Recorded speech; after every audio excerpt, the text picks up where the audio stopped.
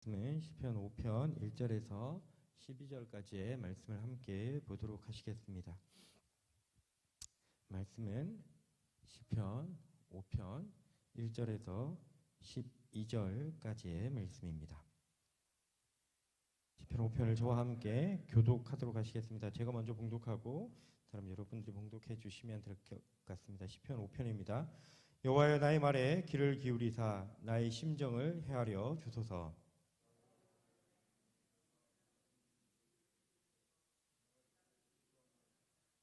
여호와여, 아침에 주께서 나의 소리를 들으시리니 아침에 내가 주께 기도하고 바라리이다.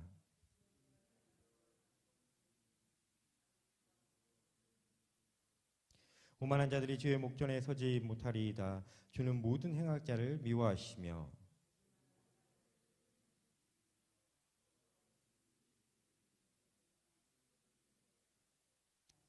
오직 나는 주의 풍성한 사랑을 힘입어 주의 집에 들어가 주를 경외함으로 성전을 향하여 예배하리이다.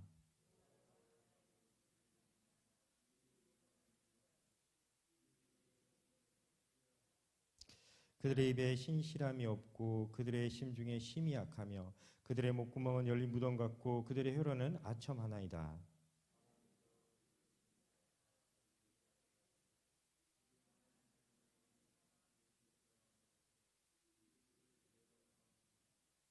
그러나 주께 피하는 모든 사람은 다 기뻐하며 주의 보호로 말미암아 영원히 기뻐 외치고 주의 이름을 사랑하는 자들은 주를 즐거워하리이다.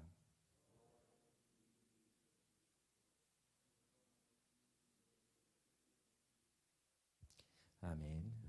하루 동안 평안하셨습니까? 예, 오늘은 시편 5편의 말씀을 보면서 기도에 대해서 잠깐 나눴으면 하고, 제가 새벽 기도할 때 말씀드렸지만 기도라고 번역하는 단어 중에 히브리어로 팔랄이라고 되어진 단어만 이렇게 좀 살펴보고 있는데요. 시편 5편에 보시면 2절에 있는 말씀입니다.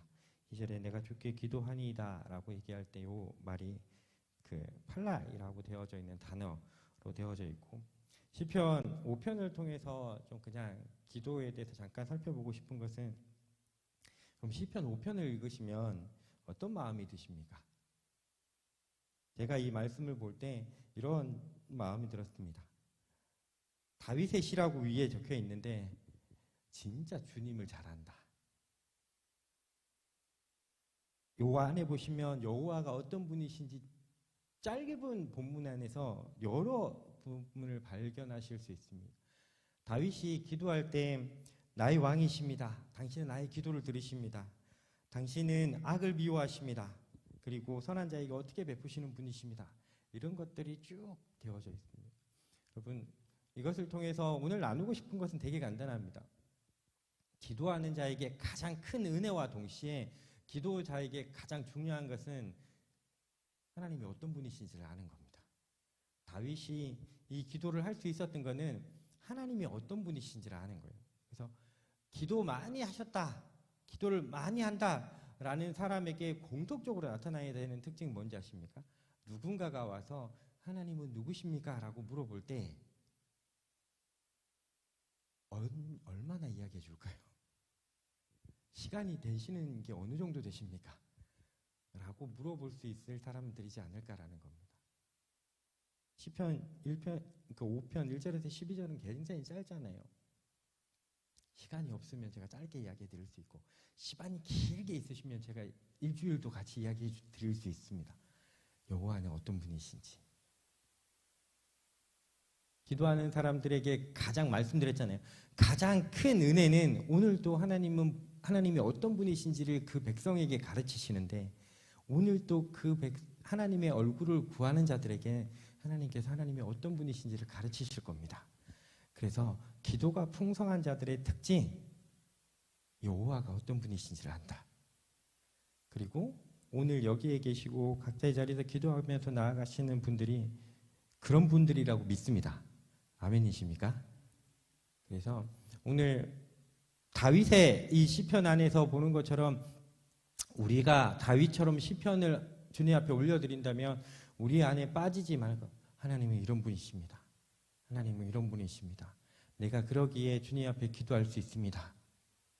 라고 고백하는 분들이 되었으면 좋겠고 고백하는 교회가 되어졌으면 좋겠습니다. 여러분, 다윗이 이것을 어떻게 알았을까요? 그의 평생에 이 하나님을 이렇게 고백하고 이렇게 살아서 하는 겁니다. 두 번째 기도하는 자의 특징이 그겁니다. 하나님이 어떤 분이신지를 잘 알 뿐만 아니라 하나님이 그런 분이시기 때문에 다윗은 악을 행하지 않아요. 삶에 있긴 있었죠.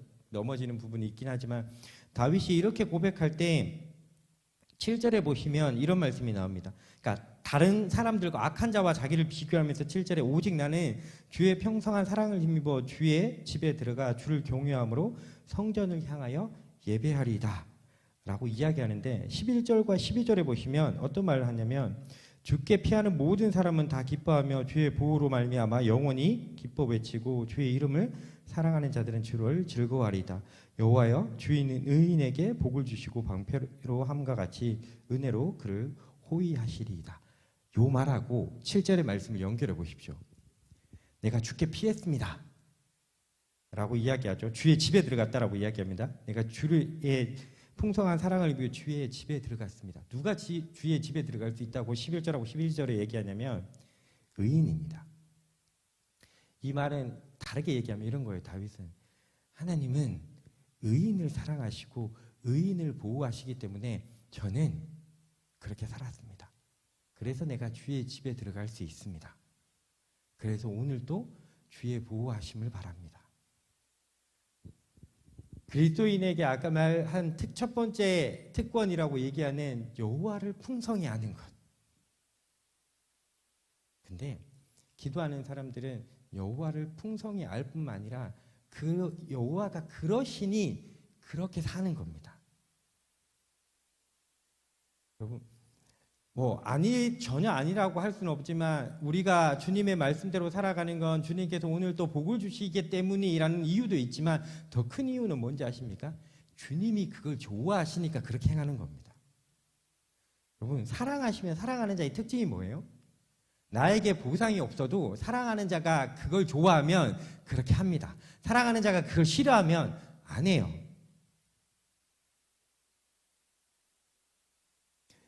이게 기도하는 자의 특징이어야 됩니다. 왜 그렇게 하십니까?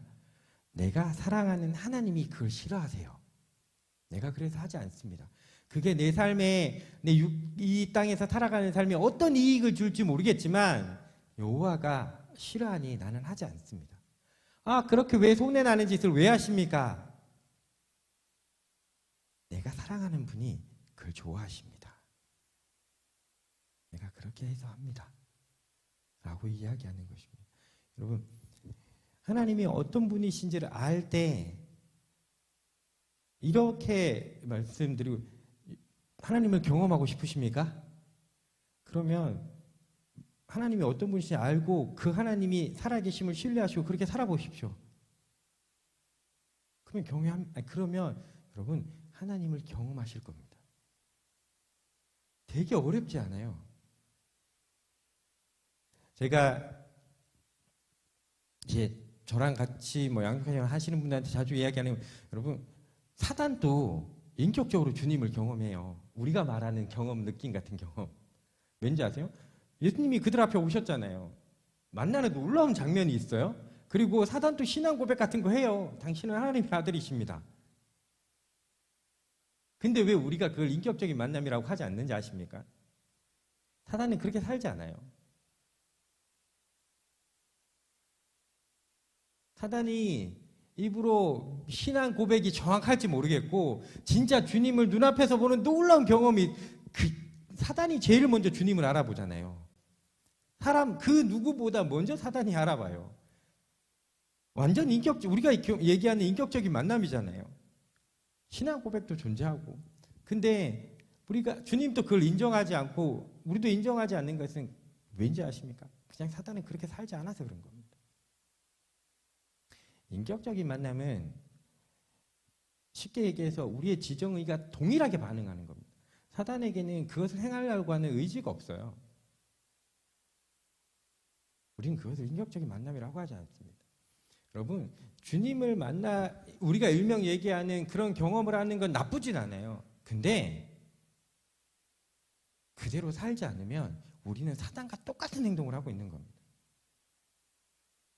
다윗이 오늘도 이런 시편을 고백할 수 있었던 이유는 단 한 가지입니다. 여호와는 악을 미워하시기 때문에 악한 자는 여호와의 집에 못 들어가요. 내가 오늘도 여호와의 집에 들어갔습니다라고 그러니까 이 다윗이 고백할 수 있는 것은 나는 오늘도 의롭게 살았습니다. 주님 저를 봐주십시오. 이렇게 얘기하는 겁니다. 이거는 행위로 뭐 구원받는 이런 얘기가 아니에요. 주님이 그런 분이시니 우리는 그렇게 삽니다. 이건 구원을 얻은 자들만의 특징이에요. 왠지 아십니까? 구원을 경험하지 못한 자들은 주님이 어떤 분인지 몰라요.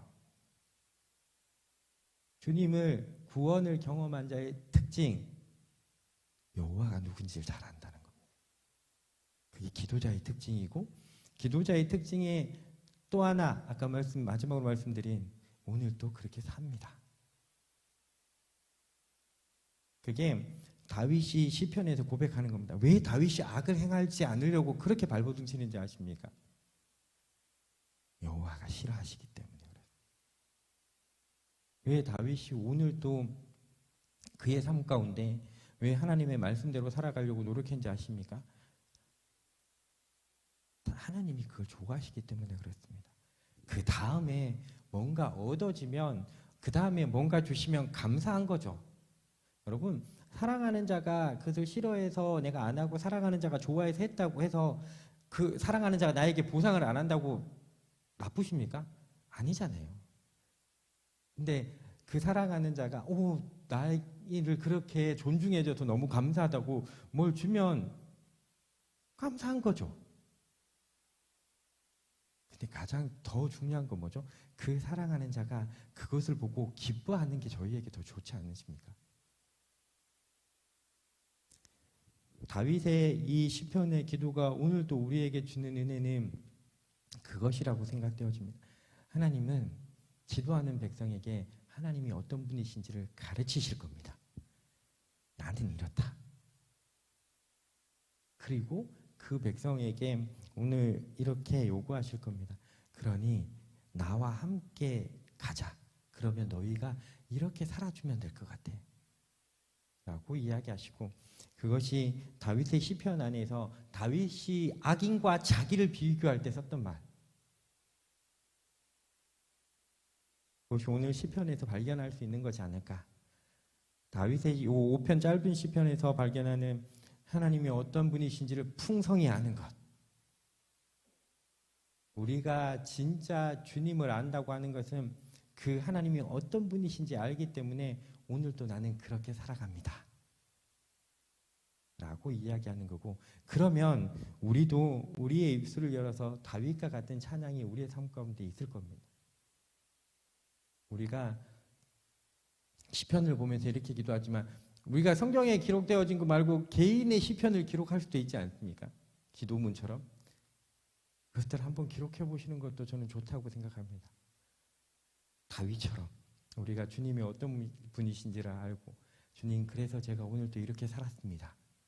라고 고백하는 그 풍성함이 우리 한 분 한 분 가운데 또한 우리 세종 온누리교회 가운데 있기를 주님의 이름으로 축복합니다. 제가